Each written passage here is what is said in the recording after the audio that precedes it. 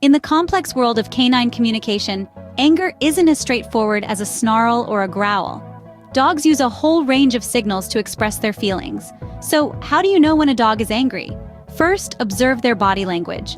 An angry dog may stiffen, their ears might prick up, and their tail could stand on end. Next, listen for vocal cues. Growling is a clear sign of displeasure, but did you know that even barking can indicate anger? Especially if it's a rapid, high-pitched bark. Then there's the stare. An unblinking, focused gaze is a dog's way of saying, back off. Finally, an angry dog might start displaying destructive behavior. Chewing on furniture or digging holes. It could be more than just boredom. Remember, it's crucial to respect a dog's boundaries.